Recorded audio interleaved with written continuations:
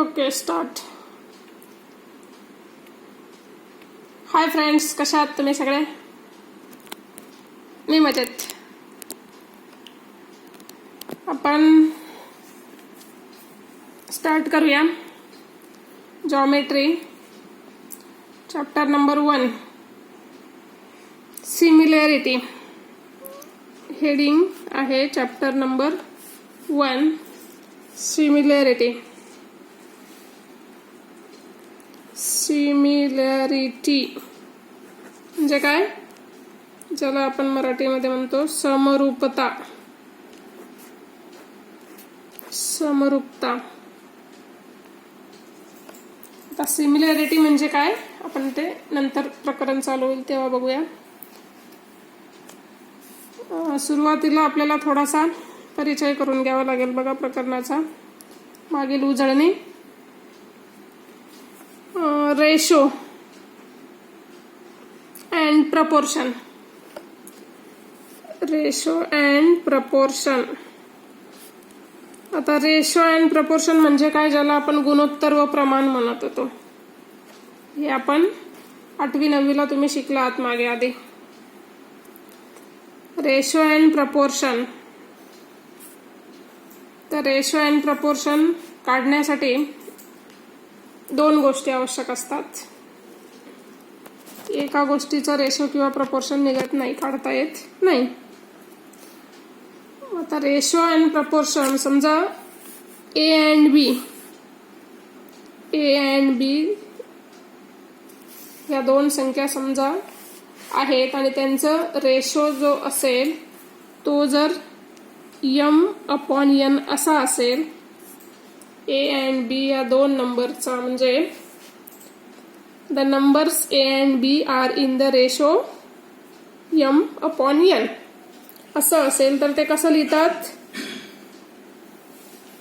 The numbers A and B are in proportion m/n म्हणजे ज्याला आपण m गुणोत्तर n असं म्हणतो, बरोबर? ते असं लिहितात. दिसतंय? हे आपल्याला कसं सांगता येईल की the numbers A and B are in the ratio m/n is also written as the numbers a and b are in proportion m/n. For this concept we consider positive real numbers. तुम्हाला माहिती आहे positive real numbers म्हणजे काय? धन वास्तव संख्या.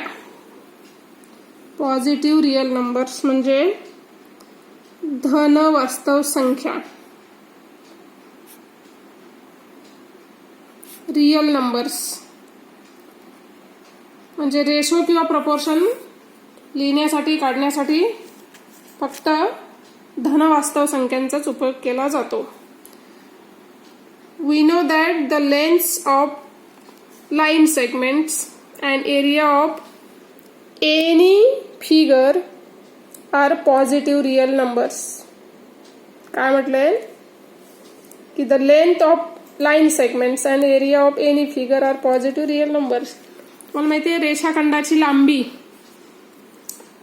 Line segment रेषाखंड, आणि एरिया म्हणजे कुठल्याही वस्तूचं क्षेत्रफळ हे काढण्यासाठी जे संख्या वापरल्या जातात. थोडक्यात आपण त्याला काय म्हणू? पॉझिटिव्ह रिअल नंबर्स म्हणजे नॅचरल नंबर्स. नैसर्गिक संख्या तुम्हाला माहिती आहेत नॅचरल नंबर्स. फक्त 0 व्यतिरिक्त ज्या पुढे आहेत त्या सगळ्या संख्यांना आपण या ठिकाणी पॉझिटिव्ह रिअल नंबर म्हणणार आहोत आणि त्याच संख्यांचा वापर या ठिकाणी केला जाणार आहे. म्हणजे रेषाखंडाची लांबी किंवा एरिया म्हणजे क्षेत्रफळ काढण्यासाठी कधी असं ऋण संख्या वापरली गेली आहे का? नाही ना. ऋण संख्या म्हणजे निगेटिव्ह नंबर्स, मायनस साईन असलेल्या. रेषाखंडाची लांबी अशी मोजतात का? -5 मीटर, -10 मीटर असं असतं? कधी नाही ना. मग ती काय असते? 5 मीटर्स, 10 मीटर्स किंवा सेंटीमीटर समथिंग. म्हणजे ते पॉझिटिव्ह रिअल नंबर. कळलं? पॉझिटिव्ह रिअल नंबर्स या ठिकाणी या कन्सेप्टमध्ये.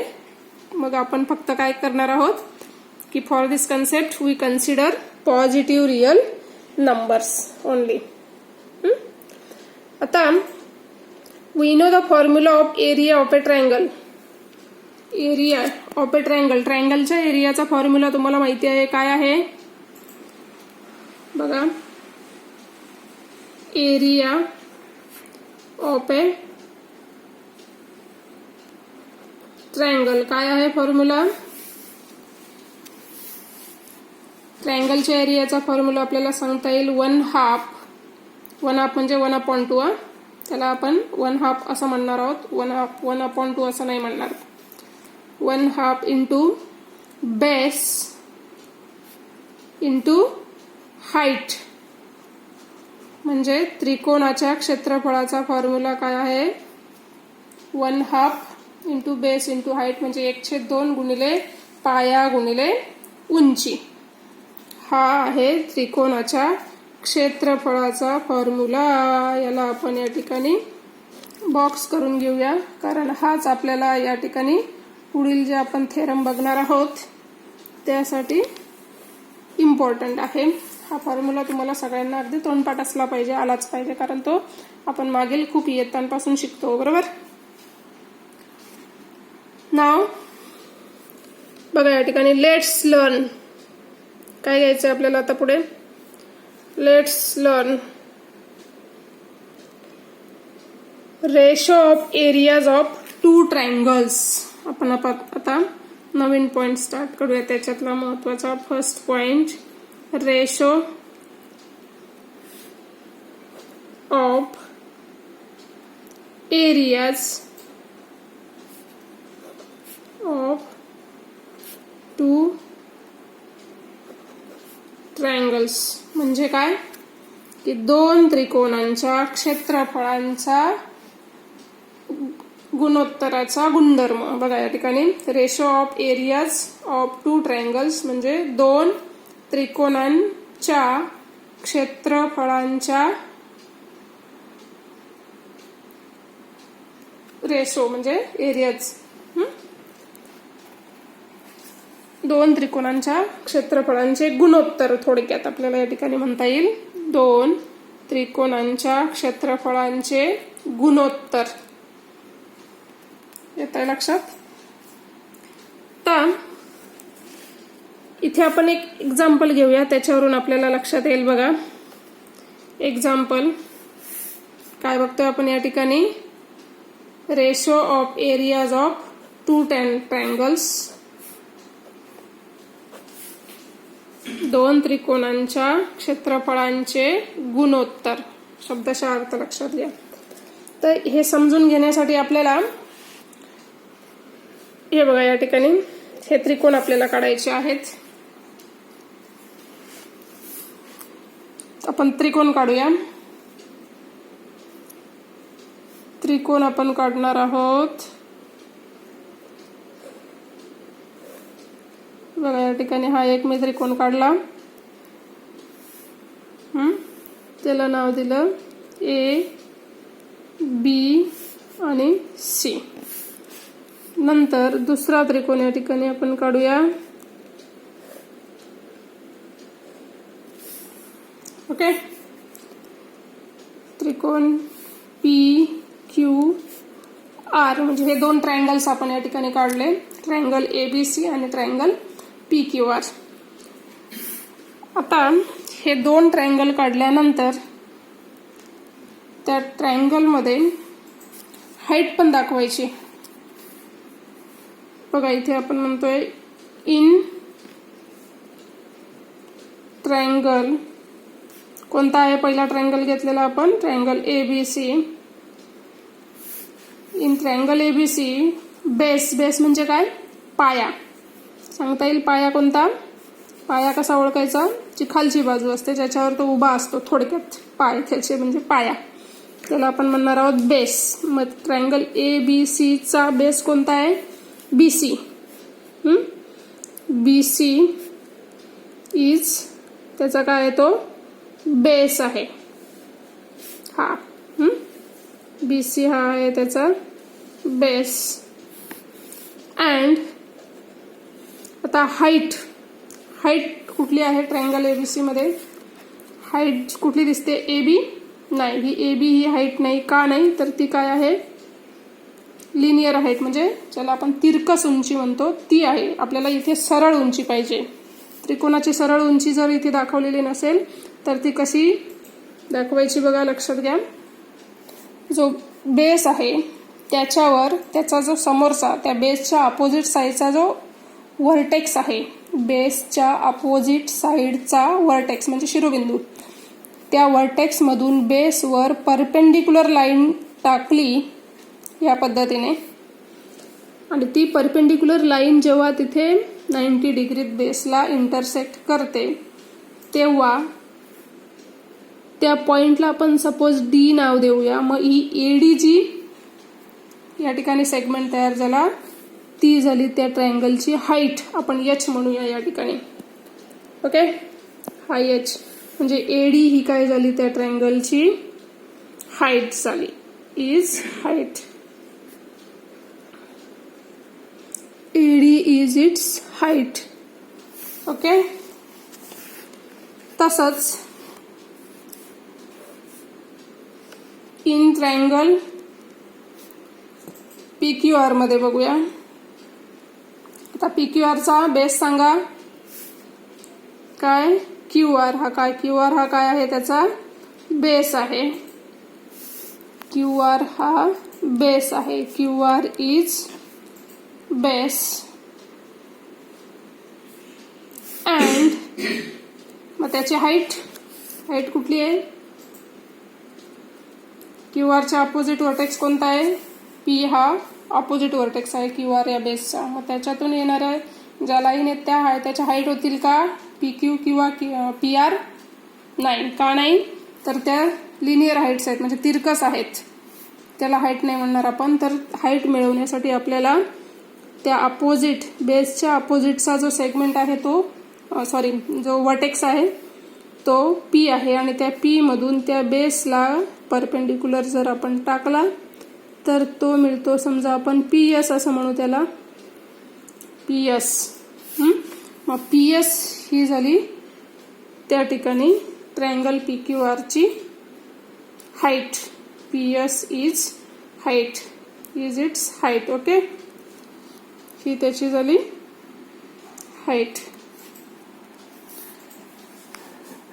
मग आता या ठिकाणी बघा, आता आपण शिकतोय ह्या दोन्ही त्रिकोणांचा काय एरियाचा रेशो ना, क्षेत्रफळांचे गुणोत्तर.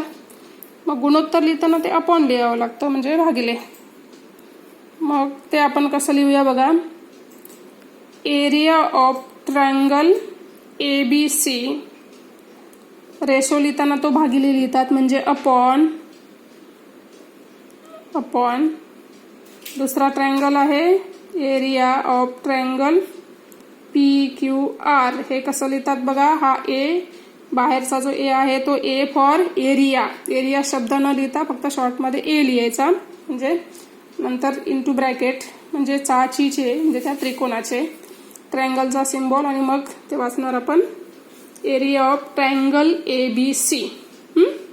गुणोत्तर म्हणजे त्याचा रेशो म्हणजे भागिले दुसरा ट्रायंगल जो आहे तो लिहिला area of triangle PQR is equal to काय येईल बघा. Area of triangle ABC. आता ट्रायंगल ABC मध्ये बेस कोणता आहे BC. ओके, इंटू त्याची हाईट आहे कुठली आहे हाईट आकृतीमध्ये BC हा बेस झाला तो लिहिला. त्याच्यानंतर इंटू म्हणजे गुणिले त्याची हाईट कोणती आहे AD. ही AD ही आहे त्याची हाईट. हे झालं पहिल्या त्रिकोणाचं.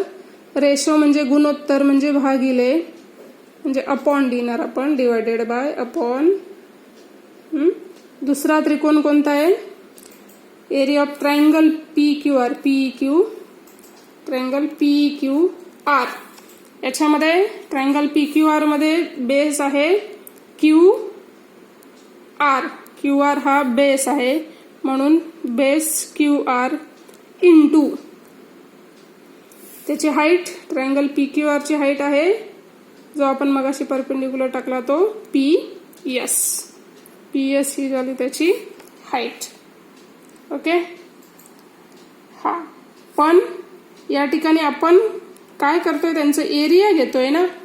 एरिया म्हणजे इथे काय लिहावं लागेल, 1/2 म्हणजे 1/2. मग अशी आपण इथे लिहिलं होतं ना वरती की एरिया ऑफ ए ट्रायंगल, याचा फॉर्म्युला आपण लिहिला होता 1/2 इंटू बेस इंटू हाईट. मग हा 1/2 बरोबर, आणि इथे पण 1/2. म्हणजे आपल्याला कसा फॉर्म्युला मिळाला बघा, तो area of triangle ABC upon area of triangle PQR is equal to 1/2 into BC into AD upon 1/2 into QR into PS. म्हणजे आपण या ठिकाणी दोन्ही ट्रायंगलचे एरियाचे फॉर्म्युले आपण या ठिकाणी लिहिले. आता न्यूमरेटर डिनॉमिनेटर इथे दिसतंय आपल्याला. मग याच्यामध्ये जे सेम टर्म्स असतील त्या काय होतात, या ठिकाणी कॅन्सल होतात, कट होतात. मग न्यूमरेटर डिनॉमिनेटर दोन्ही ठिकाणी 1/2 आहे. मग हा पण 1/2 कॅन्सल झाला, हा पण 1/2 कॅन्सल झाला. मग काय शिल्लक राहिलं बघा,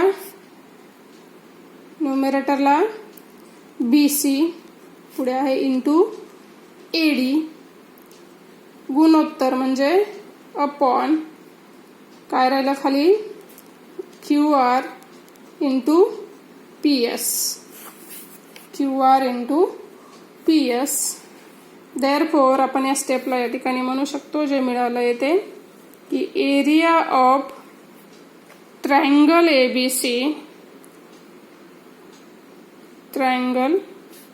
ABC गुणोत्तर म्हणजे upon area of triangle PQR is equal to काय मिळतंय, BC into AD upon QR into PS. Okay. मग या ठिकाणी आपल्याला याच्यावरून आपण असं स्टेटमेंट करू शकतो बघा. काय स्टेटमेंट आपल्याला या ठिकाणी मिळेल, या ठिकाणी आपण याच्यावरून हे स्टेटमेंट या ठिकाणी लिहू शकतो की त्याआधी समजून घ्या की triangle area of triangle ABC is equal to, इथे आपण त्याचं काय शिल्लक राहिलंय, BC आहे त्याचा बेस ट्रायंगल ABCचा आणि AD is it's height. Then triangle PQR, QR is its base and PS is its height. मग याच्यावरून आपल्याला या ठिकाणी स्टेटमेंट असं बनवता येईल की जे आपण या ठिकाणी बघा पुस्तकामध्ये की hence the ratio of the areas of two triangles, the ratio of the areas of two triangles is equal to the ratio of the products of their bases and corresponding heights. म्हणजे ह्या दोन ट्रायंगलचा एरियांचा जो ratio आहे तो कशा बरोबर असतो, कशा एवढा असतो, त्यांच्या बेस अँड हाईट यांच्या प्रॉडक्टच्या रेशो एवढा असतो. हे आपल्याला या ठिकाणी लक्षात घ्यायचे. म्हणून मग आपण स्टेटमेंट या ठिकाणी लिहूया. Hence therefore the ratio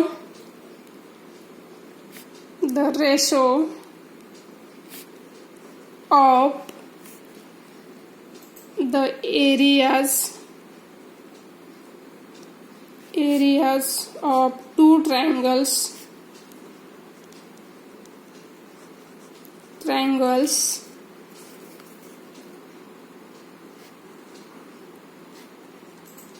is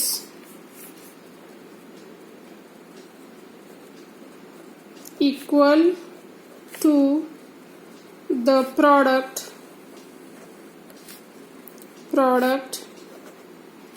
of their bases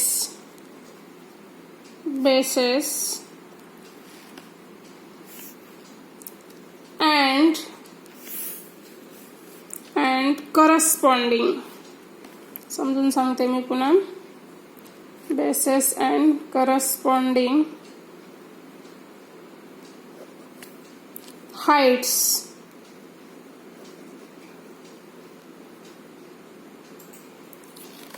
बघा या ठिकाणी मगाशी सांगितल्याप्रमाणे की area of triangle ABC upon म्हणजे त्याचा ratio area of triangle PQR म्हणजे दोघांचा रेशो कशाबरोबर आहे BC into AD upon QR into PS म्हणजे या दोन्ही ट्रायंगलच्या एरियांचा रेशो हा त्यांच्या काय द प्रॉडक्ट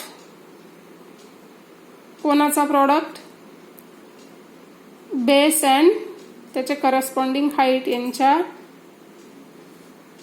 रेशो एवढा असतो असं त्या ठिकाणी आपल्याला म्हणता येईल. म्हणजे साधं मी मराठीत हे स्टेटमेंट पुन्हा रिपीट करते बघा की दोन त्रिकोणांच्या क्षेत्रफळांचे गुणोत्तर हे त्यांच्या काय कशाबरोबर असतो देअर बेसेस म्हणजे त्यांच्या पाया आणि करस्पॉन्डिंग म्हणजे संगत त्याच्याबरोबर म्हणजे त्या पायाबरोबर असलेली उंची म्हणून संगत म्हणजे करस्पॉन्डिंग हा शब्द त्या ठिकाणी वापरलेला आहे. त्यांच्या पाया आणि संगत उंचीच्या गुणाकाराच्या गुणोत्तरा एवढी असते. बघा काय स्टेटमेंट सांगते पुन्हा एकदा ऐका नीट की दोन त्रिकोणांच्या क्षेत्रफळांचे गुणोत्तर हे त्यांच्या पाया आणि संगत उंचीच्या गुणाकाराच्या गुणोत्तरा एवढे असते. ओके या ठिकाणी समजलंय. बघा जरा नीट पुन्हा काय घेतलं आपण इथे आपण सुरुवातीला काय बघितलं होतं बघा ट्रायंगलचा एरियाचा फॉर्म्युला बघितला 1/2 इंटू बेस इंटू हाईट. नंतर आपण या ठिकाणी बघितलं ratio of areas of two triangles. त्यामध्ये आपण हे एक्झाम्पल घेतलं दोन ट्रायंगल काढलेत त्याच्यात त्यांचा बेस आणि हाईट दाखवली आहे आणि मग त्या ठिकाणी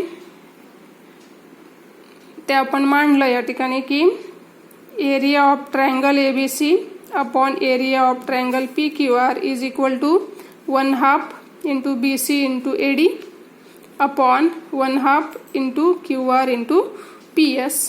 आता 1/2 दोन्ही ठिकाणी असल्यामुळे तो कट झाला. न्यूमरेटर डिनॉमिनेटर सेम असल्यामुळे तिथे काय शिल्लक राहिलं BC इंटू AD